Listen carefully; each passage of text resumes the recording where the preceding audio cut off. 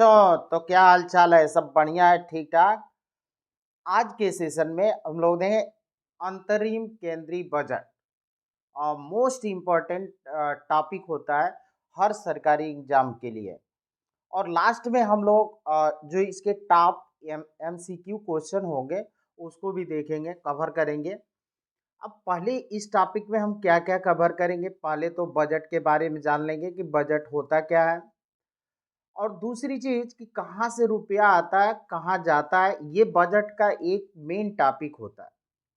और मौजूदा कार्यकाल, जो सरकार के कार्यकाल की उपलब्धियां हैं, जो बजट में रखा जाता है, जिसको बोलते हैं आर्थिक सर्वेक्षण, उसके बारे में भी देखेंगे। भारतीय अर्थव्यवस्था की वर्तमान स्थिति क्या है, बजट में शामिल घोषणाएं क्या हुई है, और मंत्रालय जितने हैं उनको कितना आवंटन दिया गया। और लास्ट में हम लोग देखेंगे टॉप एमसीक्यू क्वेश्चन। तो आइए वीडियो शुरू करते हैं। बजट बजट एक वित्त वर्ष में अनुमानित प्राप्तियों तथा व्यय का विवरण होता है। एक वित्तीय वर्ष में अनुमानित प्राप्तियों तथा व्यय का विवरण होता है। वैसे बजट की शुरुआत, बजट शब्द जो होता है बुगेट से हुआ है। और भारत में ये बजट जो है शुरुआत हुआ था 1860 ईस्वी में। जेम्स विल्सन ने ब्रिटिश महारानी के समक्ष भारत का, उस समय भारत आजाद नहीं हुआ था, भारत का बजट पेश किया था। बजट वहीं से शुरुआत हुआ। और स्वतंत्र भारत में जो पहले हमारे वित्त मंत्री थे षणमुखम चेट्टी, उन्होंने 1947 में बजट पेश किया था। वैसे बजट शब्द जो होता है संविधान में वर्णित नहीं है। बजट के स्थान पर वार्षिक वित्तीय विवरण, वार्षिक वित्तीय विवरण शब्द का उल्लेख मिलता है अनुच्छेद 112 में। और ये है कॉन्स्टिट्यूशन का पार्ट, भाग 5 का है। और भारत अनुच्छेद 112 कहता है कि भारत के राष्ट्रपति प्रत्येक वित्तीय वर्ष के लिए संसद के दोनों दोनों सदनों के समक्ष वार्षिक वित्तीय विवरण प्रस्तुत करता है।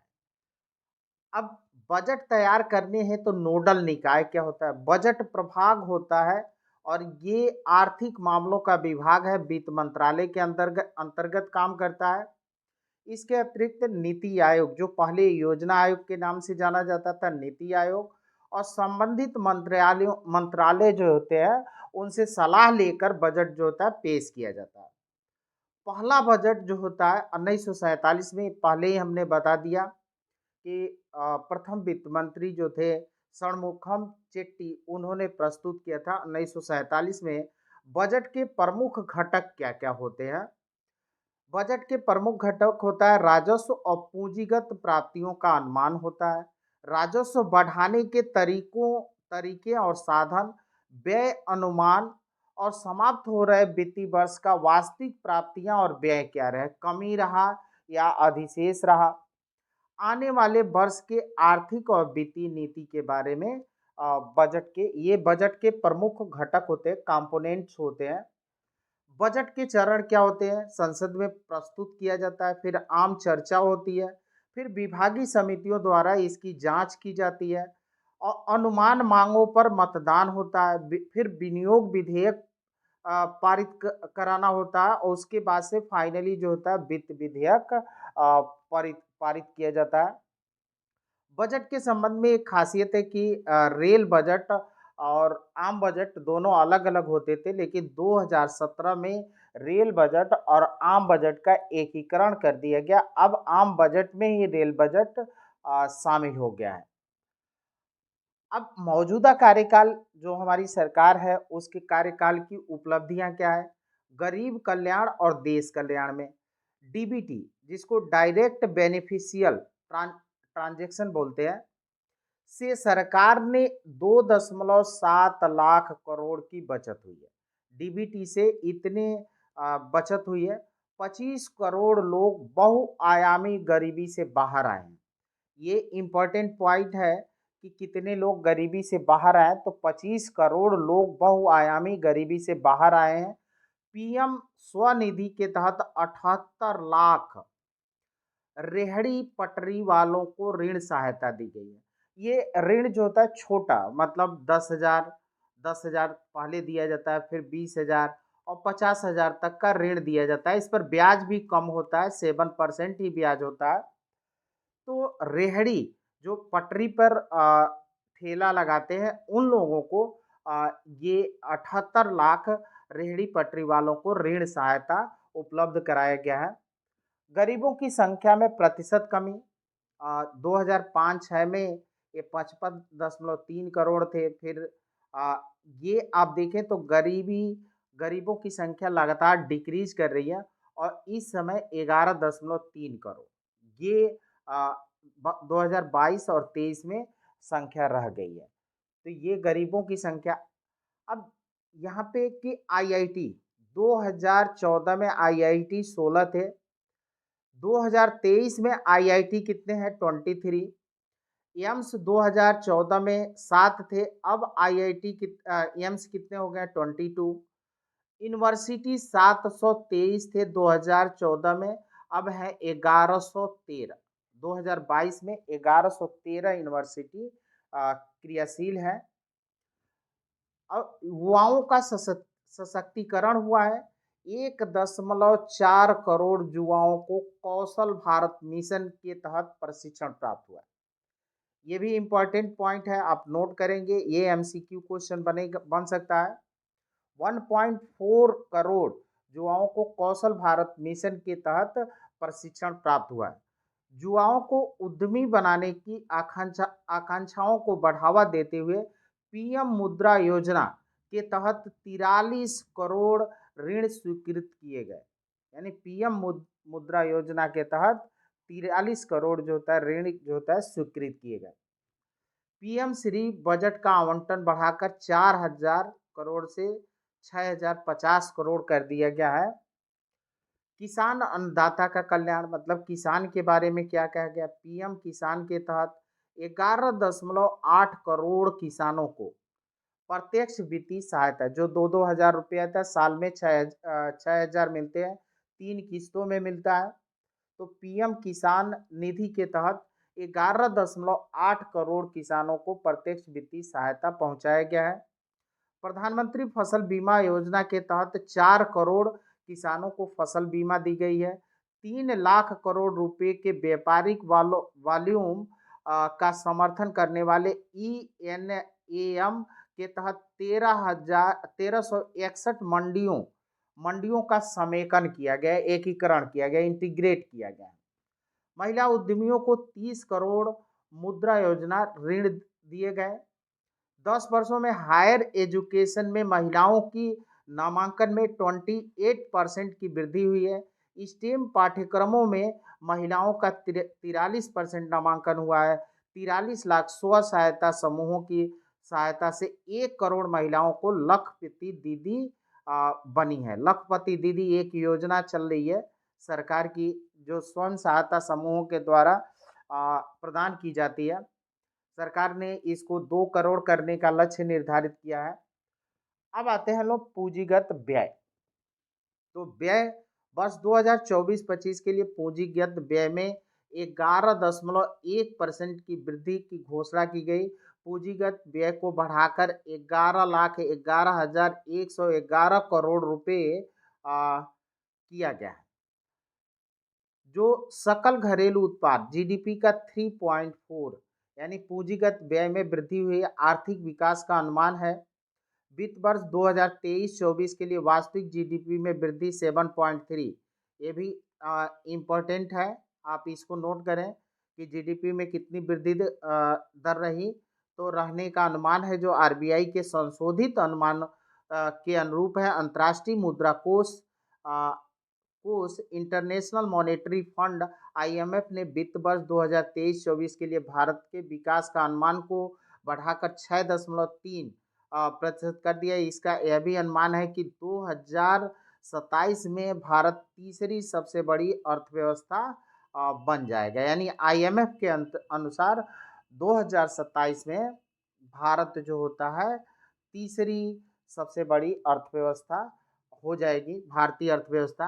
तो ये भी क्वेश्चन बन सकता है, कब जो होता है भारतीय अर्थव्यवस्था तीसरी सबसे बड़ी अर्थव्यवस्था बन जाएगी, या इसमें इस तरह से भी जोड़ा जा सकता है आईएमएफ के अनुसार, कब कब भारतीय अर्थव्यवस्था तीसरी सबसे बड़ी अर्थव्यवस्था बन जाएगी।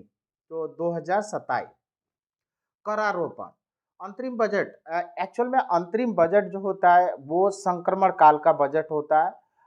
कोई चुनाव या कोई सरकार बदलती है तो इस तरह से अंतरिम बजट पेश किए जाते हैं।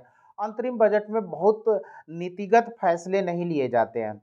नीतिगत फैसले न लेने के कारण जो कर होते हैं उसमें बहुत ज़्यादा फेरबदल सरकारें नहीं करती हैं, क्योंकि आने वाले चुनाव को देखते हुए सरकार जो होता है लोकहित के फैसले लेने में थोड़ा-सा डरती है। इसलिए जो होता है कि कठोर कोई निर्णय नहीं हो पाता है, करों में कोई कटौती या बढ़ोतरी नहीं हो पाती है। हालाँकि कुछ वित्त मंत्री जो होते हैं अंतरिम बजट में भी अ, कुछ नीतिगत फैसले लिए हैं। फिलहाल बहुत ज़्यादा इसमें परिवर्तन करारोपण में नहीं हुआ है। अंतरिम बजट में आयात शुल्क सहित प्रत्यक्ष और अप्रत्यक्ष करों में के मौजूदा दरों को बनाए रखा गया है, कोई चेंजिंग नहीं किया गया है। सिर्फ कॉर्पोरेट टैक्स है, वो 30% से घटाकर 22% कर दिया गया है। ये एक इम्पोर्टेंट एमसीक्यू बन सकता है आपका। और कुछ नई विनिर्माण कंपनियों के लिए जो होता है 15% है। नई कर व्यवस्था के तहत 7 लाख रुपए तक के आय वाले करदाताओं के लिए कोई कर की देनदारी नहीं होगी। स्टार्टअप और निवेश के लिए कुछ कर लाभ 31 मार्च 2025 तक वर्ष हेतु बढ़ाए गए हैं। और जो तीव्र जनसंख्या वृद्धि हो रही है और जनसांख्यिकी बदलाव हो रहा है, उसके लिए सरकार ने एक उच्चाधिकार प्राप्त समिति बनाएगी, जो जनसंख्या वृद्धि हो रही है। अब रुपया कहाँ से आता है, वो हम लोग देखते हैं। तो रुपया जो होता है सरकार को सबसे ज़्यादा योगदान होता है उधार तथा अन्य देयताएँ जो होती हैं, जो रिकवरी होती है उससे 28% मिलता है। आयकर से दूसरे नंबर पर आयकर से इसको 19% मिलता है। माल और सेवा कर और अन्य कर से 18% मिलता है। फिर निगम कर है से 17% मिलता है। और 7% वो ऋण भिन्न प्राप्तियाँ, ऋण के अतिरिक्त जो प्राप्तियाँ हैं वो 7% है। और 5% जो होता है केंद्रीय उत्पाद शुल्क है। और सीमा शुल्क से 4% है। और 1% मिलता है ऋण भिन्न पूंजीगत प्राप्तियों से। तो ये था कि रुपया कहाँ से आता है। अब ये रुपया जाता कहाँ पे है वो हम लोग देखते हैं। तो रुपया जाता है, सबसे अधिक जाता है ब्याज अदायगी में, और फिर करों और शुल्कों में राज्यों का हिस्सा जो वित्त आयोग संसूत करता है, उसके अनुसार जो होता है करों का बंटवारा होता है। वो ये अ, दूसरे मतलब ब्याज अदायगी और ये बंटवारा दोनों लगभग इक्वल हैं। फिर अ, सेक थर्ड पर है केंद्रीय क्षेत्र की योजना, इसमें रक्षा और आर्थिक सहायता पर पूंजी परिव्यय शामिल नहीं किया गया है। 16% है। 8% रक्षा व्यय है। वित्त आयोग और अन्य अंतरण भी 8% है। और सरकार जो होता है पेंशन पर, जो पुराने लोग रिटायर हो चुके हैं, पेंशन पर 4% खर्च करती है। और केंद्र प्रायोजित योजना जो होते हैं उस पर सरकार 8% खर्च करती है। और आर्थिक सहायता जो राज्यों को देती है वो 6%। और अन्य जो है वो 9% है। तो रुपया कहाँ से आता है और कैसे जाता है, ये डाटा था। अब प्रमुख स्कीमों के लिए आवंटन क्या किया गया है। सबसे अधिक आवंटन जो होता है रक्षा के लिए किया गया 6.2 लाख करोड़। जो इंतरिम बजट है, इंटरिम बजट है, उसमें रक्षा के लिए 6.2 लाख करोड़ रुपए सबसे अधिक आवंटन किया गया है। सड़क परिवहन तथा राजमार्ग के लिए 2.78, रेल मंत्रालय के लिए 2.55 लाख करोड़ है। उपभोक्ता मामले, खाद्य और सार्वजनिक वितरण के लिए 2.13, गृह मंत्रालय के लिए 2.03, और ग्रामीण विकास मंत्रालय को 1.77, रसायन और उर्वरक मंत्रालय को 1.68 लाख करोड़, संचार मंत्रालय को 1.37 लाख करोड़, और कृषि और किसान कल्याण के लिए 1.27 लाख करोड़ बजट का आवंटन किया गया है। कृषि क्षेत्र में क्या-क्या योजनाएं हैं, क्या-क्या है? सभी कृषि जलवायु क्षेत्रों को विभिन्न फसलों के लिए नैनो डीएपी का उपयोग को प्रोत्साहित करना है। डेयरी किसानों को समर्थन देने और खुरपका और मुंह पका रोग जो होता है पशुओं में से निपटने के लिए नीतियां बनाना, तिलहन में आत्मनिर्भर के लिए रणनीति बनाना, अनुसंधान और खरीद, मूल्य संवर्धन और फसल बीमा का कवर करना, nano DAP diammonium phosphate भारतीय किसान उर्वरक सहकारी limited, Indian farmer fertilizer cooperative limited, IFFCO द्वारा विकसित एक नैनो तकनीकी आधारित आधारित कृषि इनपुट है। यह खड़ी फसलों में नाइट्रोजन और फास्फोरस की कमी को पूर्ण करने में मदद करता है। मत्स्य पालन क्षेत्र मछुआरों की जरूरतों को पूरा करने के लिए एक नया विभाग मत्स्य संपदा की स्थापित किया गया है। स्वास्थ्य सेवा क्षेत्र में जो लड़कियां हैं 9 से 14 वर्ष जो सर्वाइकल कैंसर होता है उसके टीकाकरण के लिए प्रोत्साहित किया गया है। मिशन इंद्रधनुष टीकाकरण के प्रयासों के लिए यू वीन प्लेटफॉर्म शुरू किया गया है। सभी आशा सभी आशा कार्यकर्ताओं, आंगनबाड़ी कार्यकर्ताओं और सहायकों को शामिल करने के लिए आयुष्मान योजना का विस्तार करना है। और पवन ऊर्जा के लिए व्यवहार्यता अंतरण वित्त पोषण है। यह 1 गीगावाट की प्रारंभिक क्षमता के लक्ष्य के साथ अपतटीय पवन ऊर्जा की क्षमता का दोहन करने में मदद करेगा। वर्ष 2030 तक 100 मिलियन टन कोयला के द्रवीकरण की क्षमता को स्थापना, सीएनजी, पीएनजी और संपीड़ित बायोगैस के चरणबद्ध अनिवार्यता सम्मिश्रण, बायोमास एकत्रीकरण मजदूर खरीद के लिए वित्तीय सहायता, रूफटॉप सोलर ये इम्पोर्टेंट है। 1 करोड़ परिवार प्रति माह 300 यूनिट तक मुफ्त बिजली प्राप्त करने में सक्षम होंगे। विनिर्माण और चार्जिंग स्टेशन बनाने पर सरकार जोर दे रही है क्योंकि ई वाहन लाने की योजना है। तो ई वाहन पारिस्थितिकी तंत्र को मजबूत करने के लिए चार्जिंग केंद्रों को स्थापित करनी, जैसे पेट्रोल पंप की स्थापना हुई है उसी तरह से चार्जिंग केंद्र स्थापित करना चाह रही है सरकार कि वहाँ पे ई वाहन होंगे तो रास्ते में जा रहे हैं तो अपना चार्जिंग कर लेंगे अगर चार्जिंग खत्म हुआ तो।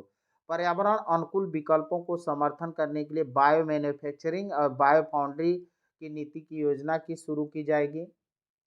3 प्रमुख आधारभूत संरचना में क्या-क्या हुआ है रेलवे के लिए? 3 प्रमुख आर्थिक रेलवे कॉरिडोर लागू किए जाएंगे, ऊर्जा, खनिज और सीमेंट कॉरिडोर, बंदरगाह कनेक्टिविटी कॉरिडोर और उच्च यातायात घनत्व कॉरिडोर। बेहतर सुरक्षा सुविधा और यात्री सुविधा के लिए 40,000 सामान्य रेल डिब्बों को वंदे मातरम के अनुरूप परिवर्तित किया जाएगा। उड़ान योजना के तहत विमानन क्षेत्र में क्या परिवर्तन हुआ है? उड़ान उड़े देश का हर नागरिक के तहत मौजूदा हवाई अड्डों का विस्तार और नए हवाई अड्डों का व्यापक विस्तार होगा। शहरी परिवहन में मेट्रो रेल और नमो भारत के माध्यम से शहरी परिवर्तन को बढ़ावा देना, ये सारी योजनाएं हैं। राजस्व प्राप्तियां क्या है? कुल प्राप्तियां ऋण ग्रहण के अतिरिक्त 30.80 लाख करोड़ रुपए की कुल प्राप्तियां होने का अनुमान है। कुल व्यय जो है अनुमानित रूप से 47.66 यानी इतना मिलेगा और इतना खर्च होगा। तो फिर अनुमानित कर प्राप्तियां हैं 26.02 लाख करोड़ रुपए की कुल कर प्राप्तियां हैं। जीएसटी संग्रह दिसंबर में 1.65 लाख करोड़ रहा, जो 7वीं बार जीएसटी राजस्व 1.6 लाख करोड़ आंकड़ों को क्या कर गया, पार चला गया। राजकोषीय घाटा 2024-25 में जीडीपी के 5.1% रहने का अनुमान है और 2025-26 में इसे 4.5 करने का लक्ष्य घोषित किया गया है। ये बजट 2021-22 में घोषित किया गया, यानी इस समय राजकोषीय घाटा 5.1 है, 5.1% है और इसे रिड्यूस करना है 4.5% पर लाना है। कब तक लाना है? 25-26 तक। तो ये डेट याद रखें। अब हम लोग आते हैं एमसीक्यू क्वेश्चन पर। पहला है 2024-25 के बजट के तहत राज्यों को कितने सालों के लिए 75,000 करोड़ रुपए का लोन दिया जाएगा।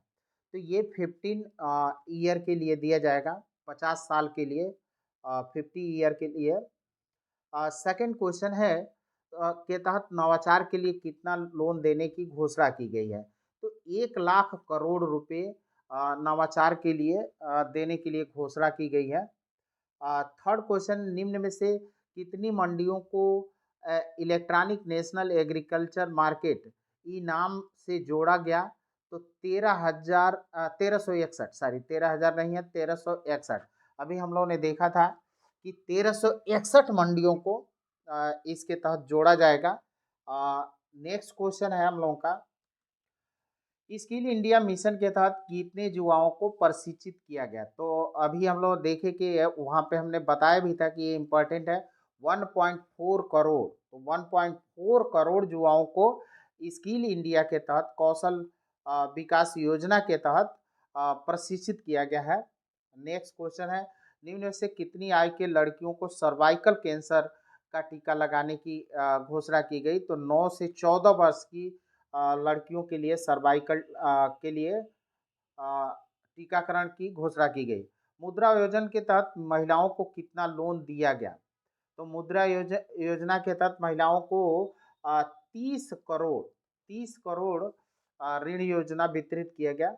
नेक्स्ट क्वेश्चन, किस वर्ष तक कार्बन उत्सर्जन को नेट जीरो करने का घोषणा की? क्योंकि अभी बताया कि ई वाहन पर ज्यादा सरकार का जोर है, ई वाहन पर, और चार्जिंग केंद्रों की स्थापना। तो 2070 तक सरकार की योजना है कि जो नेट कार्बन उत्सर्जन है वो जीरो हो जाए। नेक्स्ट क्वेश्चन है हम लोग का, आयुष्मान भारत योजना के तहत बजट का आवंटन किया गया। तो 75,100 करोड़ आवंटन किया गया है। नेक्स्ट क्वेश्चन है, भारत में जीडीपी किस वर्ष तक 7 ट्रिलियन तक पहुंचने का लक्ष्य निर्धारित किया गया है? तो ये है 2030 तक भारतीय जीडीपी जो होगा वो 7 ट्रिलियन डॉलर तक पहुंच जाएगा। नेक्स्ट क्वेश्चन है हम लोग का, national green hydrogen mission budget में कितने का प्रावधान है? तो 600 करोड़, 600 करोड़ का प्रावधान किया गया है। नेक्स्ट है, national green hydrogen mission budget के, ये रिपीट हो गया क्वेश्चन। नेक्स्ट क्वेश्चन हम लोग देखते हैं, 2024 में मनरेगा के लिए कितना बजट का आवंटित किया गया है? 75,000, 80,000, 86,000, 90,000। तो 86,000 बजट का प्रावधान किया गया है। 2024-25 के बजट के तहत कितने सामान्य रेल कोचों को वंदे भारत जैसे कोच में बदला जाएगा? तो अभी हम लोग देखें 40,000 कोचों को वंदे भारत कोचों में बदला जाएगा। 2024-25 बजट के तहत कितने इंटीग्रेटेड एक्वा पार्क स्थापित किए जाएंगे? तो 5 इंटीग्रेटेड एक्वा पार्क स्थापित किए जाएंगे। 2024-25 बजट के तहत अगले 5 साल में कितने घर बनाए जाएंगे? तो अगले 5 साल में लक्ष्य रखा गया है 2 करोड़, 1 करोड़ नहीं 2 करोड़ है। तो 2 करोड़ लक्ष्य, 3 करोड़ तो हो गया है और 2 करोड़ और इसमें बढ़ा दिया गया है, तो यानी 5 करोड़। 2024-25 के अनुसार सौर परियोजना के तहत हर महीने कितने यूनिट बिजली फ्री दी जाएगी? तो 300 यूनिट जो होता है बिजली फ्री दी जाएगी। नेक्स्ट क्वेश्चन है हम लोगों का, अनुसार कितने रेल कॉरिडोर बनाए जाएंगे? तो 3 रेल कॉरिडोर बनाए जाएंगे, स्थापित किए जाएंगे। 2024-25 बजट के अनुसार सौर परियोजना के लिए कितना बजट निर्धारित किया गया? तो कितना? 8500 करोड़ है। नेक्स्ट क्वेश्चन है हम लोग का, 2024-25 बजट के अनुसार रेल मंत्रालय के लिए कितना बजट निर्धारित किया गया? तो रेल मंत्रालय के लिए बजट था 2.55 लाख करोड़। नेक्स्ट है, अंतरिम बजट में इस्तेमाल किए गए जीडीपी का क्या नाम दिया गया है? जीडीपी का नाम दिया गया गवर्नेंस, डेवलपमेंट एंड परफॉर्मेंस। तो ये नाम दिया गया जीडीपी का नया नाम। ग्रास डोमेस्टिक प्रोडक्ट होता है, लेकिन 2024-25 के बजट में इसको कहा गया है governance, development and performance. Next question है हम लोगों का, अंतरिम बजट में एफडीआई एफडीआई का फुल फॉर्म होता है फॉरेन डायरेक्ट इन्वेस्टमेंट, लेकिन इसमें किया गया है first develop India, first develop India, FDI का मतलब। तो नेक्स्ट क्वेश्चन हम लोग लेते हैं, हाल ही में जारी किए गए बजट में निम्न में से किस सिद्धांत के बारे में कहा गया है? तो reform, transform and perform, reforms, transform and perform. तो ये है। नेक्स्ट क्वेश्चन है, अंतरिम बजट में लखपति दीदी योजना के अंतर्गत 2 करोड़ से बढ़ाकर कितनी महिलाओं को लाभ पहुंचाने की घोषणा की गई? तो 3 करोड़ कर दिया गया इसका लक्ष्य, 1 करोड़ और करना है इनको। प्रधानमंत्री मत्स्य संपदा योजना के अंतर्गत कितने नए एक्वा पार्क? ये तो 5 है, रिपीट हो गया है क्वेश्चन। नेक्स्ट क्वेश्चन है, 2024-25 अंतरिम बजट में कितना राजस्व घाटा रहने का अनुमान है? तो 2% राजस्व घाटा। नेक्स्ट है, 2024-25 अंतरिम बजट में कितना राजस्व व्यय होने का अनुमान है? तो राजस्व व्यय था 36.5 लाख करोड़ रुपए। नेक्स्ट क्वेश्चन हम लोग का, अंतरिम बजट में रक्षा मंत्रालय के लिए कितने बजट की घोषणा की गई है? तो रक्षा मंत्रालय में सबसे अधिक 6.2 लाख करोड़ रुपए की घोषणा की गई है। नेक्स्ट है हम लोगों का, अंतरिम बजट में कृषि और किसान कल्याण मंत्रालय को कितना दिया गया है? तो 1.27 लाख करोड़ रुपए का बजट प्रदान किया गया है। अंतरिम बजट में उपभोक्ता मामले, खाद्य और सार्वजनिक सार्वजनिक के लिए सार्वजनिक वितरण मंत्रालय के लिए कितने बजट की घोषणा की गई है? तो ये है 2.13 लाख करोड़ रुपए। लास्ट क्वेश्चन हम लोग का है, दो कारपोरेट टैक्स घटाकर कितना कर दिया गया? तो अभी आपको हमने बताया 30% से इसको डिक्रीज करके, रिड्यूस करके 22% कर दिया गया है। Thank you. आई होप ये टॉपिक आप लोगों के लिए उपयोगी साबित होगा। धन्यवाद।